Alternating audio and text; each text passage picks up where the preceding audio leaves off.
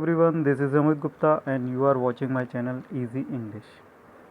तो आज के इस वीडियो में हम इंग्लिश ग्रामर के एक बहुत ही important topic active and passive voice को कवर करेंगे। तो चलिए आइए स्टार्ट करते हैं। सबसे पहले तो ये जानते हैं कि एक्टिव और पैसिव वॉइस क्या होते हैं और उनकी पहचान कैसे की जाती है। That form of verb which clarifies whether subject works or work is done for the subject is known as voice। यानी वॉइस में हम ये पता कर सकते हैं कि किसी कार्य को सब्जेक्ट के द्वारा किया जा रहा है या कोई कार्य सब्जेक्ट के लिए किया जा रहा है। तो इन दोनों ही कंडीशन से हम पता कर सकते हैं कि वह वॉइस या वह सेंटेंस हमारा एक्टिव है या पैसिव है। तो इसके एग्जाम्पल पर आते हैं। तो फर्स्ट एग्जाम्पल जो है हमारा, अजय हेल्प्स एवरीवन, ये एक्टिव वॉइस का एग्जाम्पल है। यहाँ पर जो भी एक्शन किया जा रहा है, काम किया जा रहा है, वो अजय के द्वारा किया जा रहा है, यानी कि यहाँ पर अजय सब्जेक्ट है। और सेकंड एग्जाम्पल अगर हम देखें तो वो पैसिव वॉइस का है। यहाँ पर जो कार्य किया जा रहा है, जो काम किया जा रहा है, जो हेल्प की जा रही है, वो सब अजय के लिए की जा रही है, जो कि पीछे जा कर के ऑब्जेक्ट बन गया है। In the above example number 1, Ajay the subject is doing something help with everyone. यानी फर्स्ट एग्जाम्पल में अगर हम देखें तो कार्य को यानी हेल्प को अजय के द्वारा किया जा रहा है, और सेकेंड एग्जाम्पल में अगर हम देखें तो कोई कार्य या हेल्प हो रही है वो सब्जेक्ट के लिए यानी अजय के लिए हो रही है। चलिए आइए आगे देखते हैं। There are two forms of voice which can be interchanged as and when required. यानी एक्टिव जो वॉइसेस होते हैं वो टू टाइप्स के होते हैं, एक्टिव वॉइस और passive voice. These two interchangeable forms of the voice can be recognised by the help of form of verb. यानी वर्ब की जो फॉर्म होती है उससे हम पता लगा सकते हैं कि ये जो वॉइस है वो एक्टिव है या पैसिव है। यानी कि एक्टिव वॉइस में मेन वर्ब जो होती है वो सब्जेक्ट के पर्सन और सब्जेक्ट के नंबर को देखते हुए चेंज होती है, और टेंस के अकॉर्डिंग भी वो चेंज होती है। लेकिन पैसिव वॉइस में जो मेन वर्ब होती है वो हमेशा थर्ड फॉर्म में रहती है, वो चेंज नहीं होती है, लेकिन उससे पहले जो हेल्पिंग वर्ब्स होती हैं वो चेंज होती रहती हैं। चलिए आइए आगे देखते हैं। Method to change active voice to passive voice, यानी एक्टिव वॉइस से पैसिव वॉइस में बनाने के लिए क्या मेथड होते हैं, क्या तरीके होते हैं। तो इसमें पहला जो तरीका दिया गया है वो है, यानी पहला जो रूल है वो है सब्जेक्ट टू ऑब्जेक्ट, यानी सब्जेक्ट को हमें ऑब्जेक्ट में चेंज करना होता है। सेकंड रूल हमारा कहता है ऑब्जेक्ट टू सब्जेक्ट, यानी ऑब्जेक्ट को सब्जेक्ट में चेंज कर देते हैं। Third rule, put buy before the object along with changing, यानी हमें ऑब्जेक्ट से पहले बाय प्रीपोजिशन लगाना होता है और अदर चेंजेस भी करने होते हैं। Number 4, verb according to the new subject, यानी जो नया सब्जेक्ट हमारा बनेगा पैसिव वॉइस में, तो जब सब्जेक्ट नया आएगा तो उसके अकॉर्डिंग हमें हेल्पिंग वर्ब लेनी पड़ेगी वहाँ पर। यानी जो सब्जेक्ट होगा उसका हमें पर्सन भी देखना पड़ेगा, फर्स्ट है, सेकंड है, थर्ड है, और नंबर भी देखना पड़ेगा, सिंगुलर है या प्लूरल। चलिए आइए आगे देखते हैं। General rules applied during change of voice, यानी वॉइस को चेंज करते समय, यानी कि एक्टिव से पैसिव में, पैसिव से एक्टिव में जब चेंज करते हैं तो कुछ सामान्य नियम इस प्रकार हैं।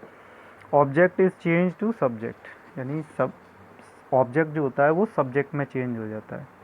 If there is any object case pronoun in object then change it as given below. यानी कि अगर ऑब्जेक्ट में ऑब्जेक्ट केस प्रोनाउन है तो उसको हम इस प्रकार से चेंज करेंगे। मी को हम आई में चेंज कर देंगे, अस को वी में कर देंगे, यू को हम यू ही रहने देंगे, देम को दे से चेंज करेंगे, हिम को ही से चेंज करेंगे, हर को शी से करेंगे, इट को इट रहने देंगे और होम को हु से चेंज कर देंगे। इसका जो नेक्स्ट रूल है सेकंड, वो कहता है कि subject is change to object and preceded by the word by, यानी सब्जेक्ट को ऑब्जेक्ट बना देंगे और उस ऑब्जेक्ट से पहले हम बाय प्रीपोजिशन लगाएंगे।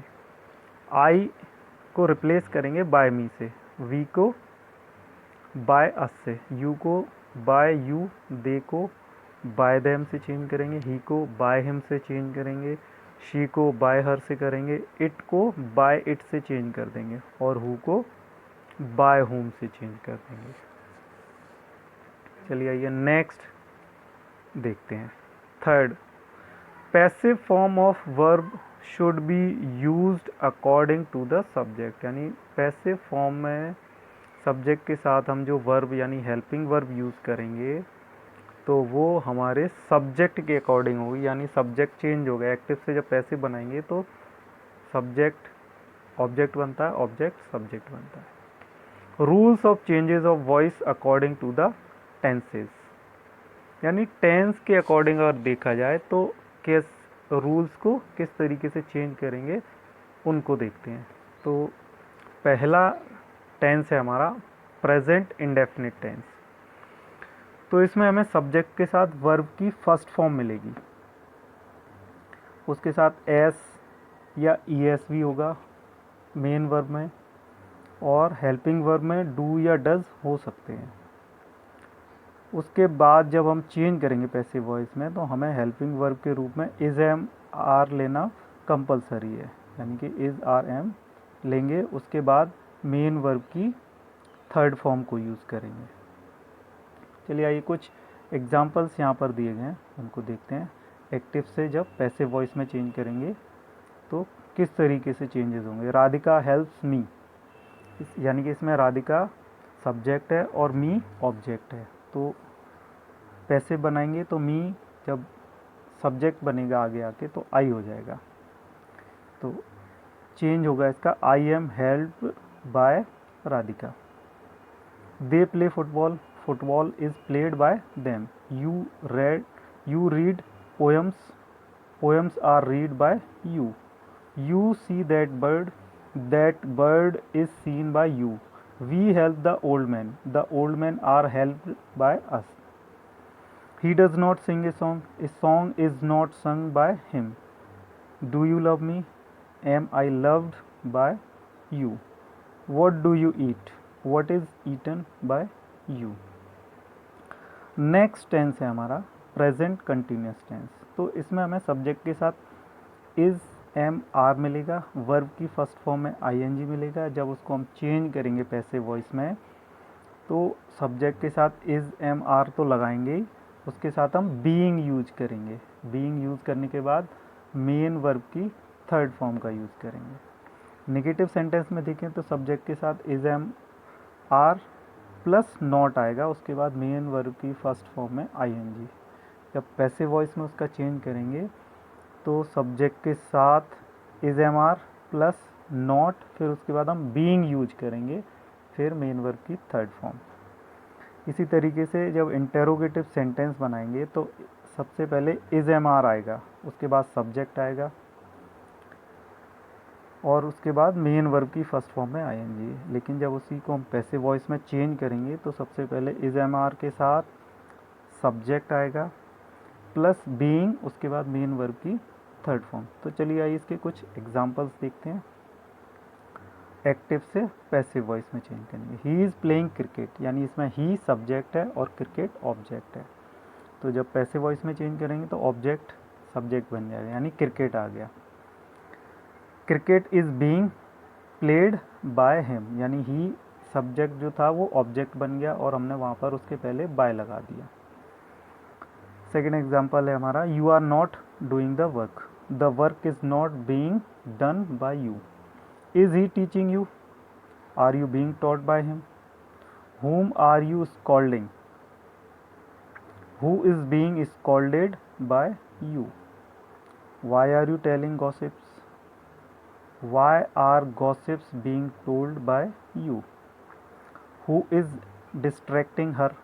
By whom is she being distracted?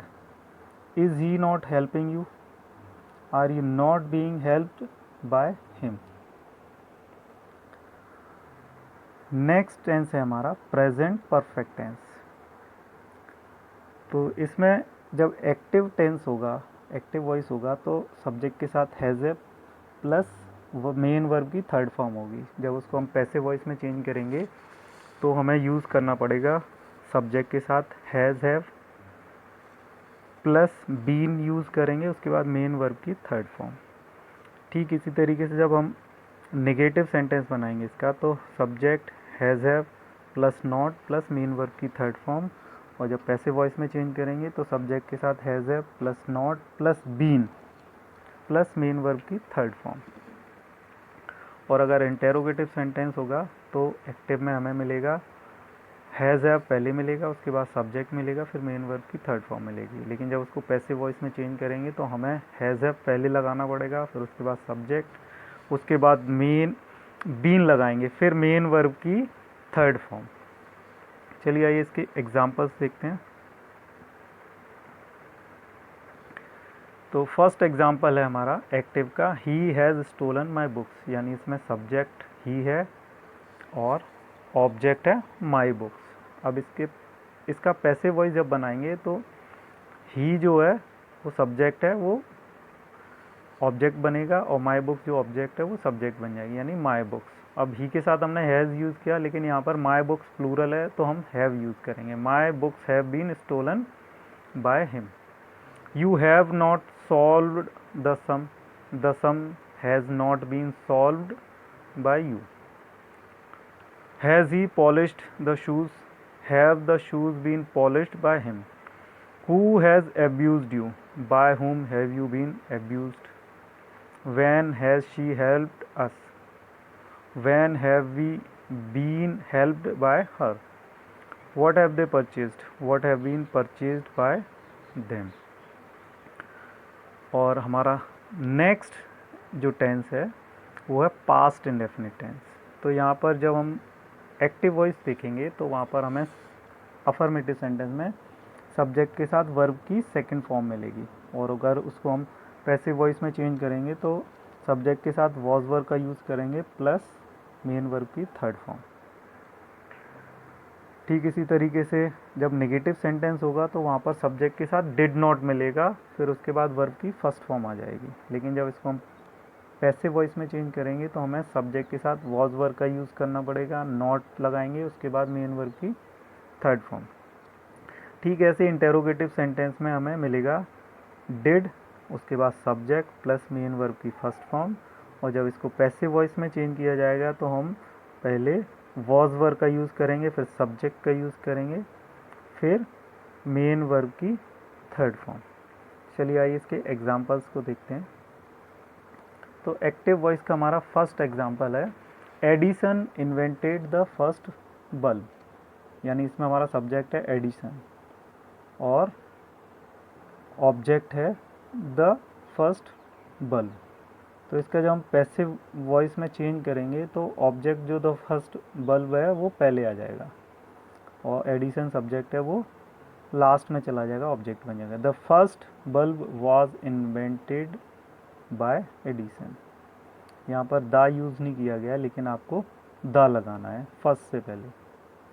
I took coffee yesterday, coffee was taken by me yesterday. They did not sing a song, a song was not sung by them. Did we not do the work, was the work not done by us. Who cursed the poor lady, by whom was the poor lady cursed? Where did you find your pen? Where was your pen found by you? So everyone, this was the explanation of active and passive voice.